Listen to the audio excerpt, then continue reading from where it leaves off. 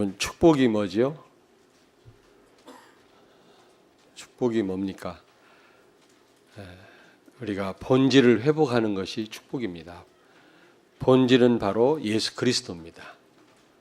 예수가 그리스도라고 하는 언약을 붙잡는 것이 그게 축복이고 본질입니다. 그리스도 모르면 사실은 본질을 놓친 거죠. 껍데기 신앙입니다. 반드시 한계가 옵니다. 지난번에 제가 정읍에 부흥회를 인도를 하러 갔는데 마을 어귀에다가 현수막을 붙여놨어요. 부흥대 성회 강사 과학 요셉 목사. 저는 그런 건 처음이었거든요. 교회 앞에도 있고 교회 안에도 있고 부안에도 제가 갔다 왔습니다마는 그때 은혜 받은 목사님이 부안에서 와서 또 해달라고 해서 제가 부안에도 갔었거든요. 갔더니 거기도 또 현수막을 거창하게 걸어놨더라고. 그런데 제가 그 집회 첫 시간에 그런 말씀을 드렸어요. 여러분, 부흥이 뭐냐? 부흥대성회라고 이름을 붙였는데 현수막을 걸었는데 부흥이 뭡니까?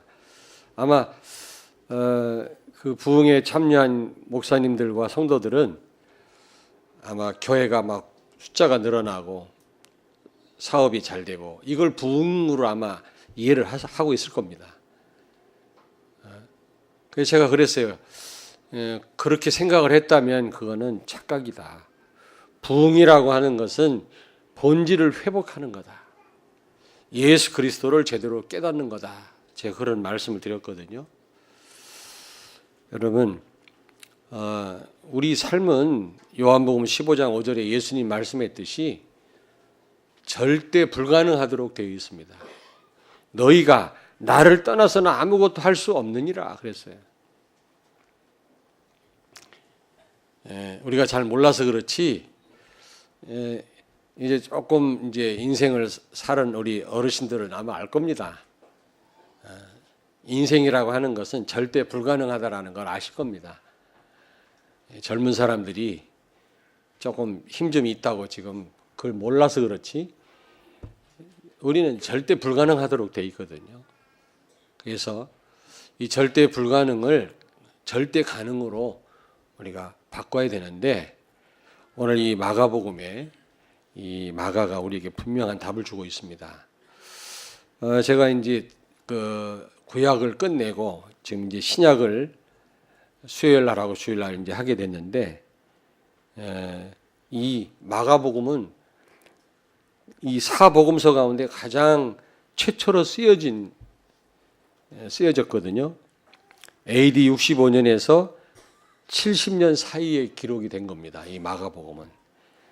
그 마가 요한이 기록을 했죠. 이 마가 요한은 그 베드로를 따라다니면서 통역을 했던 통역관이었습니다. 그런데 이 마가가 기록한 성경이 바로 마가복음이죠. 그런데 이 마가복음을 기록할 때 가장 이 그리스도인들이 핍박을 당할 때입니다. 이때가 언제입니까? 네로 황제 시대거든요. 기독교인들이 너무너무 어려움 당할 때, 막 죽임을 당하고 그럴 때 이 마가가 이 성경을 기록을 했는데 아무리 핍박이 있고 절대 불가능한 상황이라 할지라도 절대 가능으로 바꿀 수 있는 비결이 있다. 그건 바로 하나님이 원하시는 삶을 살면 된다. 하나님이 원하시는 그 삶 속에 들어가기만 하면 된다라는 겁니다. 그러면 절대 불가능이 절대 가능으로 바뀐다라는 거죠. 이번 제20회 그 선교 대회 주제였습니다. 절대 불가능을 절대 가능으로. 그러려면 이게 어떤 흐름을 타야 된다라고 그러시더라고요. 여러분이 이 절대 불가능한 삶을 절대 가능한 삶으로 바꾸려면 흐름을 잘 타야 되거든요. 아니, 사업을 하려고 해도 흐름을 잘 봐야 되잖아요. 지역 흐름. 그 제가 아까 파리 바케트라고 그랬더니 누가 찾아와서 파리 바케 발음을 어떻게 하란 말이에요, 그럼 도대체. 예? 그 제과점은 아주 그 지역 흐름을 잘 보고 제과점을 세운다네요. 그래서 거의 지금 막 확산되고 있잖아요. 다른 제과점 문 닫는데 거기는 계속 지금 이 가게 수를 늘리고 있다고 그러는데, 그래서 그 파리바켓 맞아, 틀려. 그 옆에다가 사업을 하면 무조건 잘 된다고 그러더라고요. 아주 시장 조사를 철저하게 하는가 봐요. 아니, 사업을 하려고 해도 그 지역 흐름을 보는데 우리가 세계 복음할 사람들 아닙니까? 그러려면 흐름을 잘 타야 되는, 첫째는 성경의 흐름을 봐야 돼요. 그 흐름 속에 들어가야 된다고. 복음을 놓치고 사명을 놓치면 어떻게 됩니까? 노예, 포로, 속국이 됩니다. 전쟁이 일어납니다. 포로로 끌려가게 해가지고 선교하게 만들었잖아요, 성경에. 복음 놓치고 우상에 빠지니까 반드시 재앙 오잖아요. 전쟁이 일어나고. 그게 성경의 흐름이라는 겁니다. 이 흐름을 잘 보고 흐름을 타야 된다고 그러잖아요. 그 다음에 교회의 흐름을 잘 타야 된다고. 이번 나온 메시지입니다. 교회가 어떤 시간표인지 잘 봐야 여러분이 응답을 받지요. 교회는 지금 이거를 한다고 하는데 우리가 다른 데 관심을 갖고 있다면 틀림없이 그 성도는 응답 못 받고요. 틀림없이 한계가 올 겁니다. 특별히 우리 중직자들이 지금 교회가 어떤 시간표인지를 잘 봐야 돼요. 그렇잖아요. 그리고 시대의 이 흐름을 잘 봐야 된다. 시대 흐름. 지금 이 시대는 재앙 시대 아닙니까? 프리메이슨, 뉴 에이지가 꽉 이 세상을 잡고 있고요. 기독교를 없애겠다고 하는 이 시대에 지금 교회는 동성연애를 옹호하고, 교회가 지금 별의별 일이 다 벌어지고 있습니다. 동성연애를 미국에서 합법화하니까 또 어떤 일이 벌어지고 있냐면 일부 다처를 합법화시켜라. 지금 들고 일어났습니다. 이제 하나를 허락하니까 이제 한 남자가 여러 여자랑 사는 거 정식으로 인정을 해달라. 국가에서. 이런 요구를 지금 하고, 또 어떤 여자들은 한 여자가 여러 남자를 데리고 살도록 허락을 해달라. 지금 불법이잖아요. 그거는. 손가락질 당합니다. 그러나 앞으로 아주 합법화 시켜달라는 겁니다. 지금 미국은요, 동성연애가 합법화됐어요. 몇 개 주에서만 그동안 합법이었는데, 자, 샌프란시스코 같은 데는 합법이거든요. 거기는. 제가 거기 몇 번 가봤거든요. 게이촌이 게이 마을이 있어요. 여기저기 그냥 오색기를 달아놓은. 그래서 샌프란시스코가 아니라 신프란시스코라고 그러잖아요. 죄악의 동네라고 그러잖아요. 그런데 미국 전역 지금 52개 주입니까? 동성연애를 이번에 얼마 전에 합법화 시켰잖아요. 우리 한국도 그럴 가능성이 있다라는 겁니다. 지금 대만도 그렇다네요. 근데 지금 어떤 일이 일어났어요? 아십니까? 이런 얘기하기가 참, 짐승하고도 섹스할 수 있도록 합법화 시켜달라. 신문에 났어요. 이제 한 번 허락하니까 별의별 일들이 다 벌어지는 거예요. 기독교는 속수무책 당하고 있다고 지금. 그걸 막지도 못해요. 아니, 목사들이 동성연애하는 사람들을 보호하자, 도와주자 이러고 나왔다니까. 도대체 신학을 어디서 했는지. 이런 시대의 흐름을 봐야만 우리가 응답을 받을 수 있는 거 아니냐. 시대 흐름을 보지 않고 그 흐름을 타지 않고 어떻게 우리가 응답을 받을 수 있겠냐는 거죠. 이번 메시지 나왔습니다. 여러분, 우리가 정말로 절대 불가능을 가능한 삶을, 절대 가능한 삶으로 바꾸려면 하나님이 원하시는 삶 가운데 있어야 될 줄로 믿습니다. 그 삶 가운데 있으면 이때 당시는 네로가요. 네로 황제가 막 전 도시에 불을 질렀잖아요. 여러분 코바디스라는 영화 보셨죠? 불을 질렀어요. 그게 예술이라는 겁니다. 돌았지. 정신이 돌았지. 불을 지르고 불타는 모습을 보고 자기가 지금 만든 예술이라는 예술. 그 영화에 보셨지 않습니까? 근데 백성들이 들고 일어나니까 기독교인들이 불을 질렀다라고 기독교인들한테 전가시켜가지고 그때 뭐 어마어마 많은 기독교인들이 사자밥이 되고 송장하고 같이 묶어가지고 산 매장을 시키고요. 아이들은 양가죽을 씌워가지고 도사견에 물려 죽임을 당하게 하고 십자가에 막 처형시키고 그랬잖아요. 그런 상황이 마가가 지금 기록을 한 겁니다. 근데 여러분, 제가 마가복음 묵상하면서 뭘 또 생각을 했냐면, 깊은 생각하지 마세요, 여러분. 머리 땡겨. 얕은 생각하면 실수합니다. 예수 생각하시기 바랍니다. 아멘. 제가 이 묵상하다 보니까 마가는 바울이 1차 선교 여행 떠날 때 실망시켰던 사람이라, 바울을. 구체적인 얘기는 나와 있지 않습니다.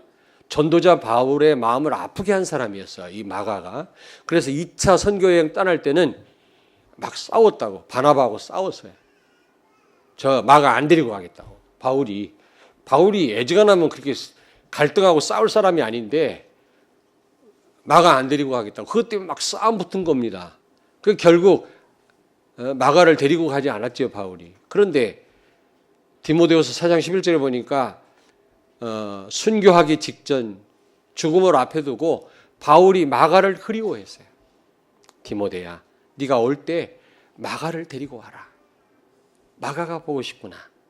그래서 그 노 사도가 죽기 직전에 그 바울 곁에 있었던 사람은 마가였습니다. 저는 이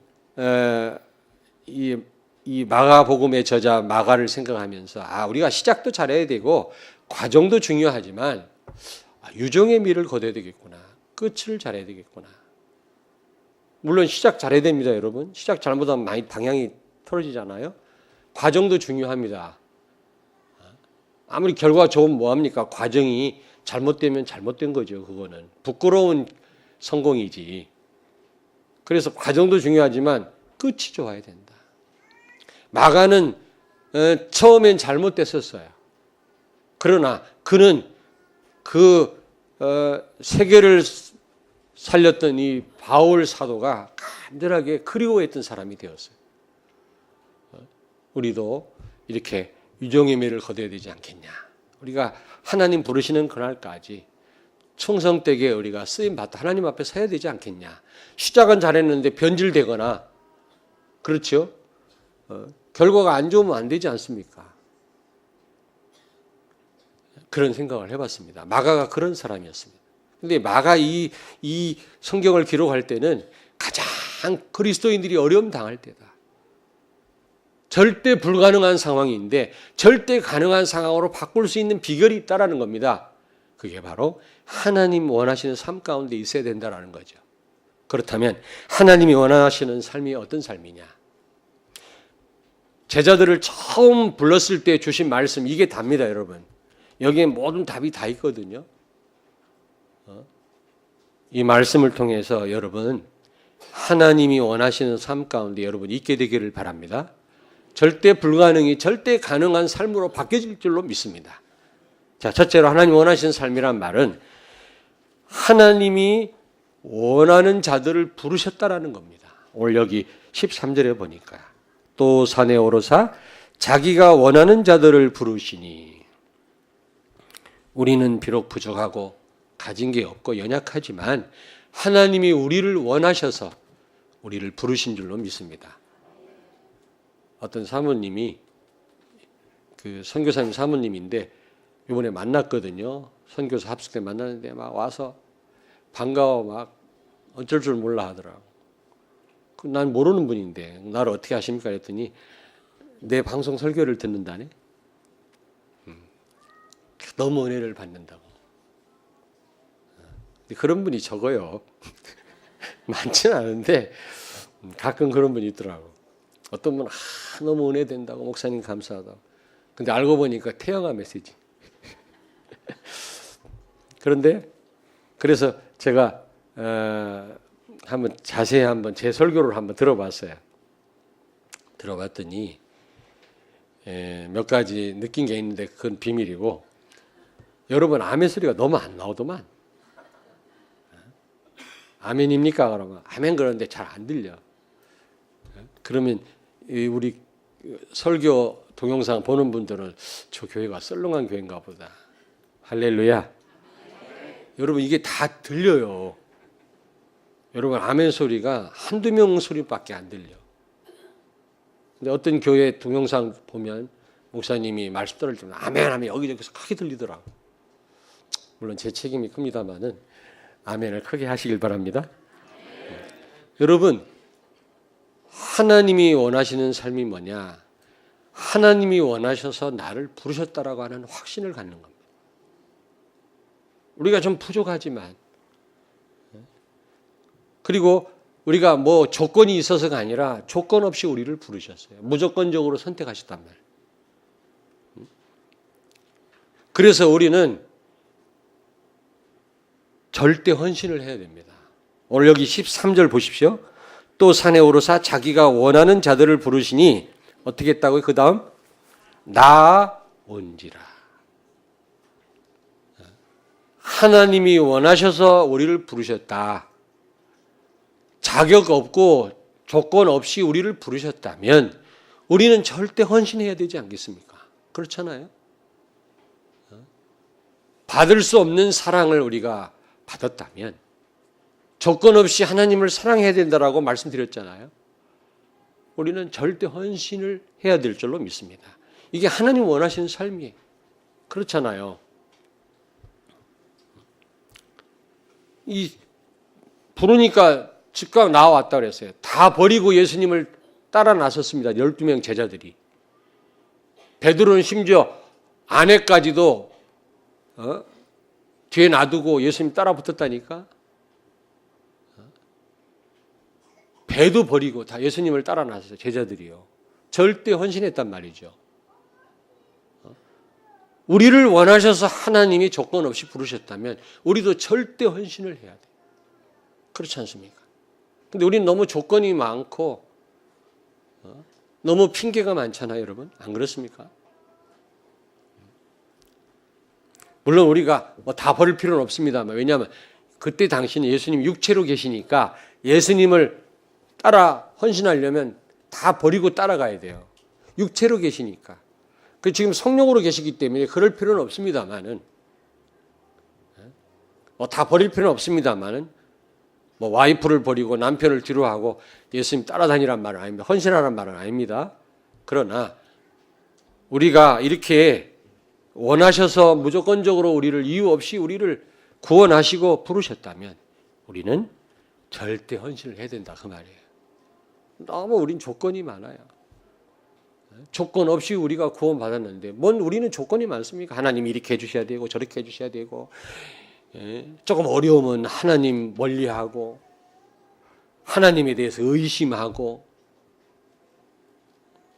저도 그렇더라고요. 저도 뭐 모자란 인간입니다만은 잘못했을 때 성도들이 와서 목사님 뭐 잘못했는데 그러면 저는 고칠 의향이 있습니다만은 괜히 나를 의심하면 기분이 안 좋더라고요.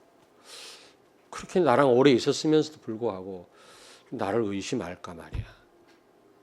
저래가지고 내 메시지를 들을 수 있을까? 저는 그거는 좀 마음이 안 좋더라고요. 내가 잘못된 건 잘못됐다고 얘기하면 나는 고칠 의향이 있는데 나를 의심하고 하나님 의심하는 거 하나님 여러분 섭섭하게 생각하십니다. 여러분 조건 없이 우리는 하나님을 사랑하고 절대 헌신해야 될 줄로 믿습니다. 옆에 있는 분에게 절대 헌신하십시다. 원하셔서 우리를 부르셨다면 조건 없이 우리는 감격이 있어야 돼요. 감격이 없단 말은 아직 못 깨달았단 말 아닙니까? 진짜로. 그렇죠?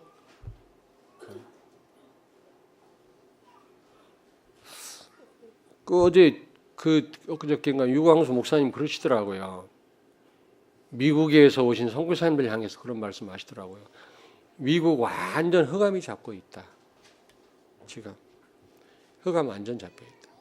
시대의 흐름을 만약에 봤다면 나 같으면 불평불만 죽어도 안 하겠다고 그러시더라고요. 내가 미국에 산다면 조금도 불평불만 안 하겠다고 그러시더라고요. 미국이 어떤 동네라는 걸 알았다면 나는 그냥 계속 감사만 할 거라고 그러시더라고요. 아, 그렇구나. 미국이 어딘데 거기서 불만을 하고 불평하냐 이 말이죠. 선교사님들이 어떤 생각을 했는지 몰라도 그래 말이야.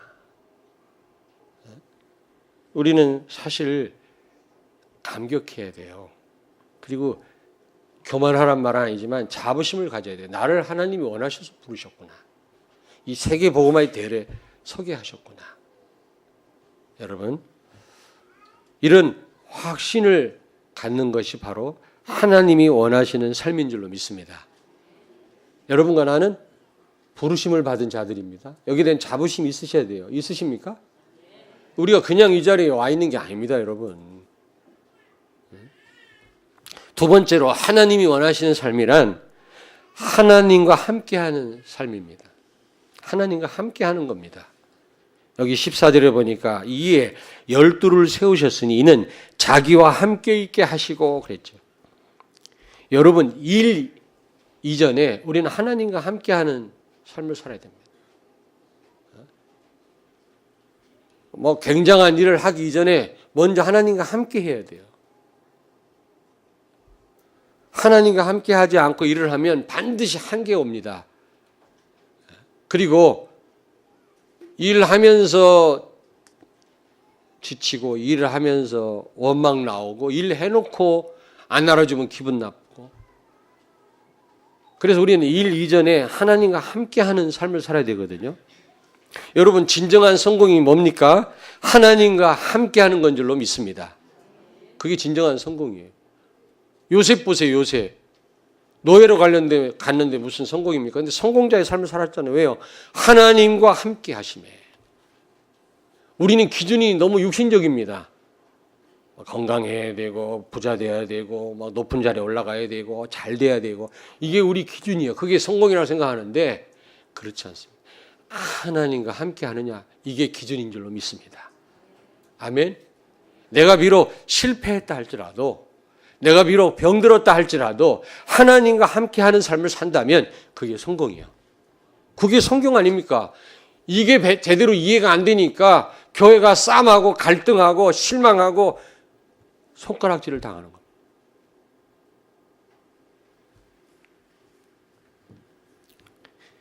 여러분, 요한복음 6장 28절 29절에 하나님의 일은 예수 그리스도를 믿는 거라고 그랬어요.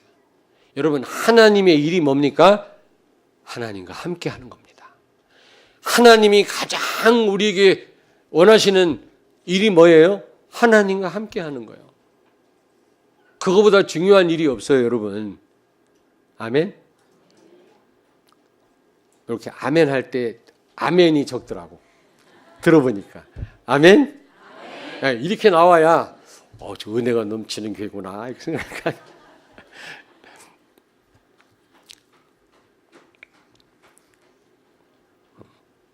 근데 하나님과 함께하면 반드시 형통한 삶을 살게 됩니다. 요셉과 하나님이 함께 하심에 형통케 됐다고 그랬잖아요. 여기서 형통이란 말 이제 이해하시죠?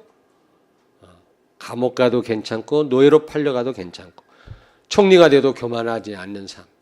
그게 형통입니다. 문제가 문제되지 않는 거죠. 그게 형통한 삶이에요. 모든 한계가 없어집니다. 아무리 노력하고 애를 써도 여러분 한계를 뛰어넘을 수 없습니다. 우리 인간은요. 끊임없이 한계를 만나지 않습니까? 우리가 임마누엘 누릴 때, 하나님과 함께 할 때 이런 한계를 뛰어넘을 수 있는 줄로 믿습니다. 아멘? 이게 하나님 원하시는 삶이에요. 이 속에 있으면, 이 흐름 속에 있으면 절대 불가능이 절대 가능하게 된다니까요. 그리고 세 번째로 하나님 원하시는 삶이 뭐냐? 전도하는 삶이에요. 전도하는 삶. 14절에 보니까 12를 세우셨으니 이는 자기와 함께 있게 하시고 또 보내사 전도도 하며. 제자들 처음 세울 때 주신 말씀이기 때문에 여기에 모든 답이 다 있어요. 여러분, 함께 하다 보면 하나님과 전도의 문이 열립니다. 여러분, 하나님과 함께하는 삶을 살다 보면 여러분 사단의 세력이 결박돼요. 그러면 따라오는 게 뭡니까? 전도의 문이 열려요. 흑암이 결박되지 않고는 전도할 수가 없는 거죠. 마태복음 12장 29절에 강한 자를 결박하지 않고서야 세간을 늑탈할 수 없다고 그랬잖아요. 어느 집에 가서 귀중품을 꺼내 오려면 그 집에 있는 강한 사람을 결박해야 되잖아요. 마찬가지로 흑암을 결박하지 않고는 사단에 묶여있는 자를 빼내올 수가 없다. 빼내오는 게 전도 아닙니까? 어떻게 하면 흑암이 결박돼요?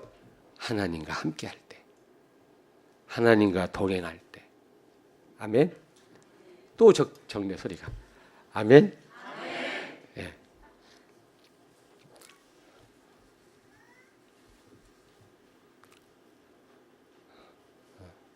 여러분이 이런 한계가 없어져야만 또 다른 사람 살릴 수 있잖아요. 다른 사람 살리는 게 하나님이 원하시는 삶인데 여러분이 늘 한계에 묶이거나 빠져갖고는 다른 사람 못 살리거든요. 내 코가 석자인데 누구 보고 예수 믿으라고 합니까? 그렇잖아요. 내가 지금 한계에 묶여 있는데 어떻게 다른 사람 살릴 여유가 있냐고요. 이런 한계를 뛰어넘을 수 있어야 되는데 방법은 하나님과 함께 하는 겁니다. 그러면 다른 사람을 살릴 힘이 생기죠. 여유가 생깁니다. 한 번만 더 옆에 있는 분에게 하나님과 함께 합시다. 이미 여러분 안에 하나님이 계시잖아요. 안 믿어지십니까? 하나님 분명히 예수님이 여러분 영접했다면 여러분이 지금 감각이 없다 할지라도 하나님 계시는 게 맞습니다. 분명합니다. 아니 내가 엉터리로 영접했다면 몰라도 정확하게 예수를 그리스도로 알고 여러분이 믿고 영접했다면 하나님이 계신데 그 하나님을 여러분이 의지하고 하나님의 도움을 받으신다면 늘 하나님과 소통하고 교제하신다면 틀림없이 한계를 넘어서게 하신다니까요. 그래야 다른 사람을 살릴 수 있는 겁니다. 여유가 있어야 누굴 돕지요. 여러분 우리를 부르신 목적이 바로 보내시기 위함이라는 사실을 기억하시기 바랍니다. 여기 보니까 자기와 함께 있게 하시고 또 보내사 우리를 부르신 목적이 바로 보내시기 위함이다. 이 흑암 가득한 세상에 나가서 그리스도의 빛을 발하기를 원하십니다. 여러분이 이 전도 속에 있다면 불가능이 절대 불가능이 절대 가능으로 바뀌어질 줄로 믿습니다. 또 적어졌어. 믿습니다. 자, 네 번째 그러면 하나님이 원하시는 삶이 어떤 삶이냐? 흑암을 결박, 사탄을 결박하는 삶입니다. 오늘 여기 15절에 보니까 귀신을 내쫓는 권능도 가지게 하려 하심이라라. 여러분에게 귀신 쫓는 권세가 주어졌음을 여러분이 아셔야 됩니다. 아니 경찰관이 도둑을 보고 도망가면 안 되잖아요. 도둑이 도망가야지. 여러분은 사단을 꺾을 수 있는 권세를 처음부터 주셨다니까. 구원받을 때부터. 오늘 제자를 부르시면서 막바로 이 권세를 주셨잖아요. 우리에게도 마찬가지입니다. 마가복음 16장 17절에 내 이름으로 귀신을 쫓아내라 그랬잖아요. 여러분에게 그런 권세가 와 있습니다. 아멘. 이 권세를 사용하시길 바랍니다. 육신 싸움 싸우지 마시고 영적인 싸움을 싸우라고요. 저도요 이게 꽤 안 되더라고. 참 오랫동안 안 되더라고요. 좀 솔직히 고백하시는 건데 저 잘 안 돼요. 설교는 하는데 잘 안 되더라고요. 영적 싸움을 싸워라. 우리의 싸움은 혈과 육에 대한 싸움이 아니고 마귀와의 싸움이라고 제가 설교했잖아요. 얼마나 오랫동안 했습니까? 근데 어느 땐 실제 저도 잘 안 되더라고요. 자꾸 사람이 보여요. 지금은 그렇지 않습니다. 아니 진짜입니다. 절대로 그렇지 않습니다. 지금은. 사람을 미워하거나 사람을 탓하거나 원망하지 않습니다. 그게 이제 사단한테 속는 거라고. 여러분 영적 싸움을 싸우셔야 돼요. 마귀와의 싸움이라고 그랬어요. 우리는요. 아멘. 영적 싸움은 싸울수록 우리에게 유익이고 육신 싸움은 싸울수록 손해입니다. 여러분 마귀한테 속지 마셔야 돼요. 그게 바로 하나님 원하시는 삶이라니까. 누구 탓하지 마시고요. 누구 탓하는 건 하나님을 탓하는 것입니다. 그렇지 않습니까? 모든 게 하나님이 하시는 일이라고, 하나님 주권에 달렸다고 그랬잖아요. 그렇다면 누굴 원망하는 건 하나님을 원망하는 거예요. 현실을 비관하면 하나님을 비관하는 거예요. 그거는. 그렇지 않습니까? 그리고 끝까지 용서해야 돼. 용서받을 수 없는 내가 용서받았다면 어떤 사람도 우리가 용서해야 될 거예요. 내가 뜯어고치려고 하지 말고 미워하지 말고 끝까지 우리는 기도해야 돼요. 하나님은 그 사람을 바꿀 능력이 있으시다. 그리고 마귀한테 속지 말아야 되는, 이게 하나님이 원하시는 삶인데, 그러려면 복음 말고는 다 양보하시기 바랍니다. 내 주장이 틀릴 수도 있어요. 제가요 막 설득하고요. 어느 때는 야 그거 아니야 막 이렇게 막, 나중에 한참 지나고 보니까 내 생각이 틀렸어. 미안하더라고 그때 생각해 보니까. 그러니까 우리는 이 틀린 생각을 많이 할 수 있거든요. 근데 그걸 모르고 우리는 주장하고, 딴 사람을 의견을 낸 걸 막 무시해가지고 그 사람 기분 나빠가지고 또 순간 사단한테 잡혀서 사단 심부름하면 이게 얼마나 이게 잘못된 겁니까? 그래서 복음 말고는 다 양보해라. 복음은 양보하면 안 돼요. 복음은. 그러나 그거 말고는 다 양보해라. 만약에 그 사람이 잘못 주장을 했다면 하나님이 알아서 하시겠죠. 그거는. 옆에 있는 분한테 서로 말씀하세요. 복음 말고 다 양보합시다. 내 주장할 거 없어요. 그 저는요, 진짜입니다. 다 오케이입니다. 지난 무조건 오케이 했다가 교회에 손해될 뻔했어. 그 취소. 그 취소. 그 정도로 요즘 오케이입니다. 무조건 오케이. 못할 게 뭐가 있습니까? 뭐 내 주장할 게 뭐가 있습니까? 그거. 사단 좋은 일 시킬 필요가 없잖아요. 분명히 하나님 원하는 삶은 흑암을 결박하는 삶이에요. 귀신을 결박할 권능을 주시니라. 이 속에 우리가 있어야 되는 겁니다. 아멘? 또 소리 적어. 아멘? 좀 그렇게 할 수 없나? 속지 마셔야 되고요. 하늘과 땅의 모든 권세를 가지신 주님이 우리와 함께 하신다는 말은 이미 땅을 잡고 있는 흑암이 결박됐다는 말입니다. 아멘? 흑암 꺾는 권세가 우리에게 주어져 있어요. 여기에 대한 확신 가지시고 영적인 싸움을 싸워라. 사단한테 속지 마라. 근데 제일 중요한 거는 갈라디아서 2장 20절입니다. 나를 내려놓고 오직 예수 될 때 최고의 성령 충만을 받게 되고, 그럴 때 흑암은 꺾여요. 여러분, 초대교회 성도들이 마가 다락방에 성령 충만 받았다니까 간절히 기도하면 되는구나. 물론 기도해야 됩니다만은 그런다고 성령 충만 받는 게 아니에요. 초대교회 교인들이 기도를 열흘 동안 했습니다만은 열흘 했기 때문에 성령 충만 받은 게 아니라 그들은 오직 예수였어요. 그래서 성령 충만 받은 거예요. 우리가 꼭 기도하지 않는다 할지라도 내 중심이 오직 예수라면, 나를 내려놓고 오직 예수라면, 나는 십자가에 죽었고 내 안에 사는 분 그리스도라는 답을 내린다면 그게 최고의 성령 충만입니다. 그때 흑암 세력은 무너져요. 아멘? 그래야만 흑암에 결박된 자를 살려낼 거 아닙니까?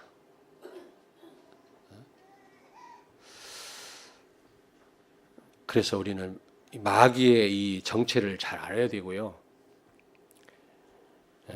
우리는 이 마귀와 영적 싸움에 이겨야 됩니다. 그 마귀를 결박해야만 우리는 사람을 살릴 수가 있는 거죠. 이게 하나님 원하는 삶이다. 아멘. 하나님 원하는 삶이 뭐라고요? 첫째, 하나님이 나를 원하셔서, 조건이 있어서가 아니라 무조건적으로 나를 부르셨다. 여기에 대한 확신과 자부심이 있으셔야 돼요. 아시겠습니까? 이래 봬도, 그리고 두 번째로 일 이전에 하나님과 함께하는 겁니다. 일 이전에 함께하는 겁니다. 하나님과 동행하는 것입니다.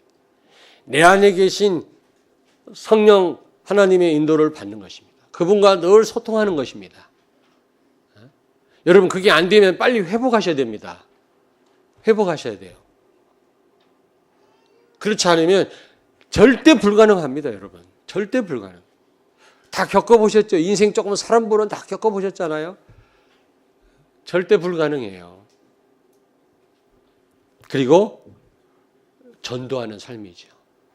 함께하는 우리가 하나님과 함께하면 전도의 문이 열려요.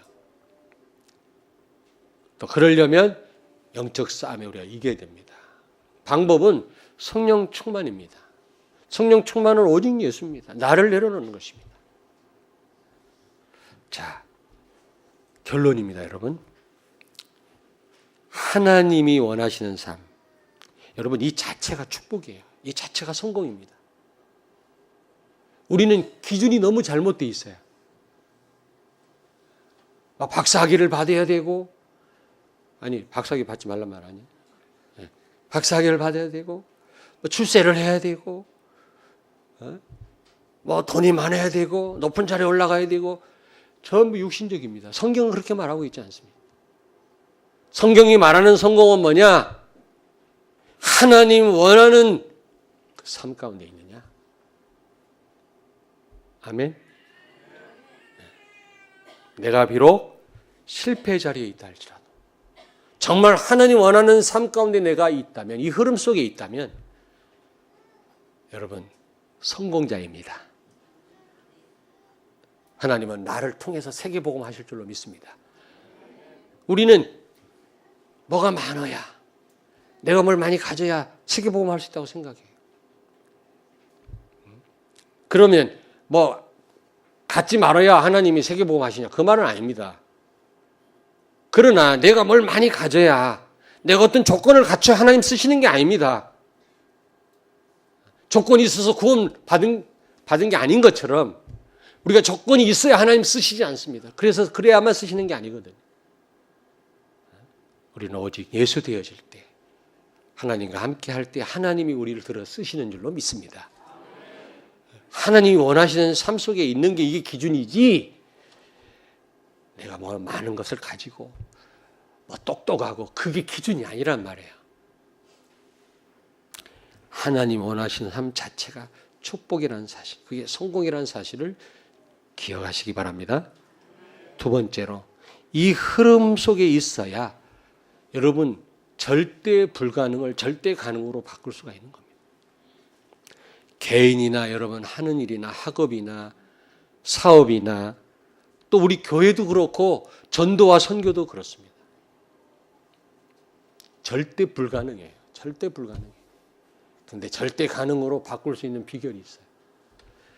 이 하나님 원하시는 이 삶 속에 있어야 되고, 이 흐름 속에 있으면 절대 가능케 될 줄로 믿습니다. 기도하겠습니다. 하나님, 은혜를 감사합니다.